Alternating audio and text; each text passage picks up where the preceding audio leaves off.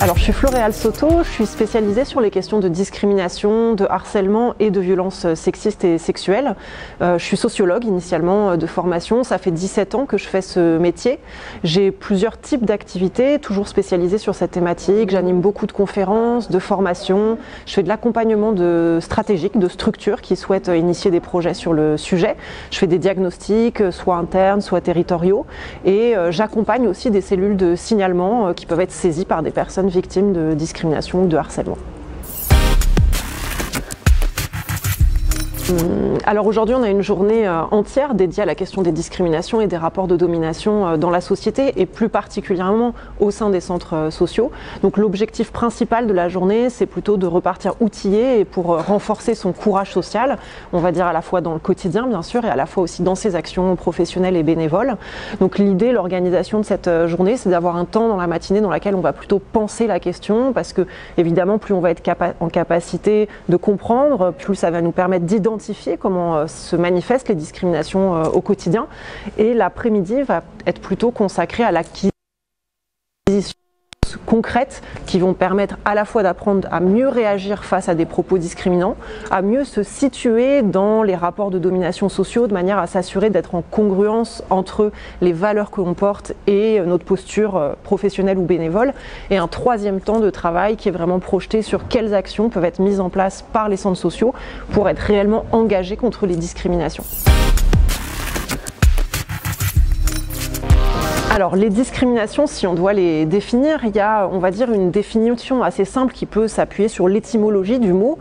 puisque dans discrimination, il y a dis qui veut dire deux, il y a ation qui veut dire l'effet de quelque chose, réparation c'est l'effet de réparer, et on a crimine qui est un mot latin qui veut dire un point de séparation, poser un point de séparation. Donc étymologiquement, à chaque fois qu'on sépare des individus sur un critère donné, on discrimine. Mais là, on parle de points de séparation qui vont reposer sur l'identité des personnes, sur des critères qui sont inhérents à l'identité des personnes, mon âge, que je ne peux pas changer, ma couleur de peau, que je ne peux pas changer. Alors peut-être que mon lieu d'habitation, par exemple, je peux en changer, mais j'en change pas à chaque fois que je cherche un emploi. Donc c'est vraiment constitutif de mon identité. Donc ça, c'est une définition assez simple de la discrimination. Donc du coup, l'étymologie nous indique que la discrimination, ça va être le fait de séparer, sélectionner les personnes sur des critères inhérents à leur identité. Et ça, on peut dire qu'il y a 5 grandes modalités qui vont mettre en œuvre ce type de séparation au sein de la société et qui vont générer du coup des inégalités fondamentales, systémiques, à la fois dans la vie des individus et à la fois dans l'organisation globale de la société.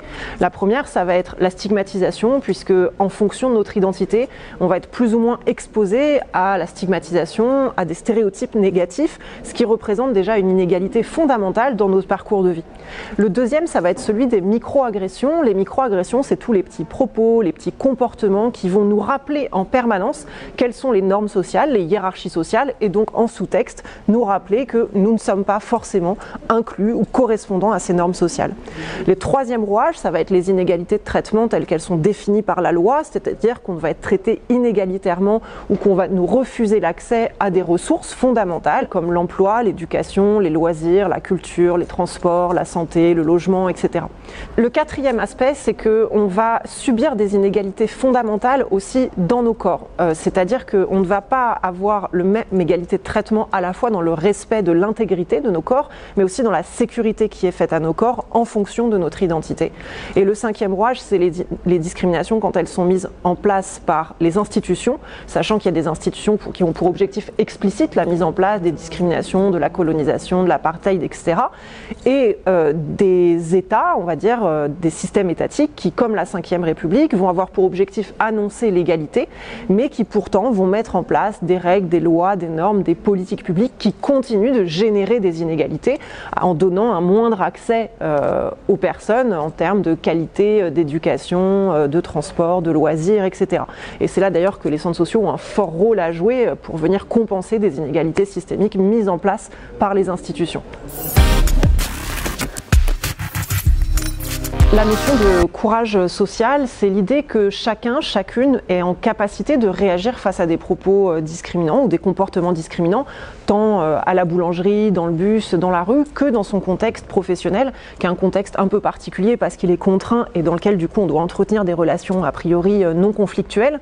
Et l'idée du courage social, c'est qu'on a souvent l'impression que les personnes qui réagissent sont des personnes qui ont un fort tempérament, une forte personnalité,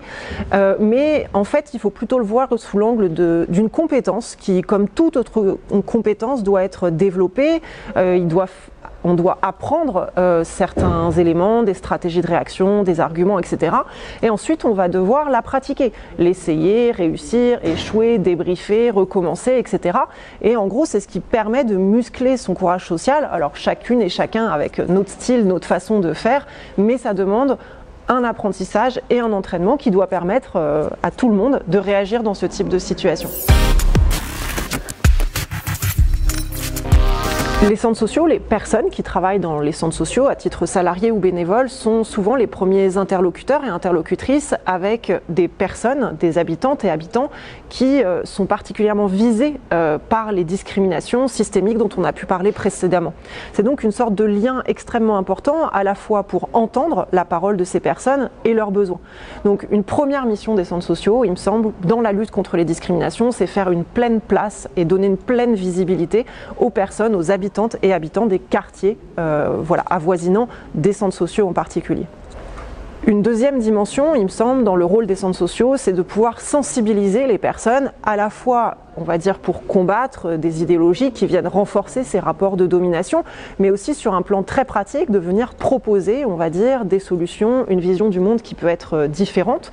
Et pour ça, au niveau, on va dire, des salariés et des bénévoles, ça demande bien sûr de pouvoir porter des valeurs, des convictions, une certaine éthique, mais pour pouvoir les mettre en œuvre, ça demande, comme pour tout à chacun et à chacune, d'acquérir des compétences qui vont permettre de le faire. C'est-à-dire que très souvent, on va rencontrer des professionnels et des bénévoles qui sont pétris d'envie d'agir, mais qui vont dire je ne sais pas exactement comment faire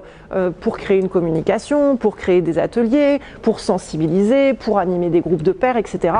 Et on va dire que là, il y a un angle qui est important, ça va être la mise en place de formations à la fois des salariés et des bénévoles pour pouvoir leur permettre d'agir d'une manière plus concrète à destination des habitantes et des habitants sur leur territoire.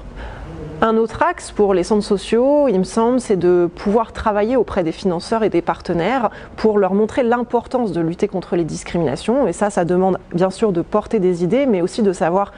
argumenter de manière à obtenir les moyens concrets d'argent, de temps, de personnel aussi pour mettre en place des projets. C'est la condition sine qua non, in fine, pour que des choses puissent réellement se produire, que les centres sociaux aient la pleine capacité d'action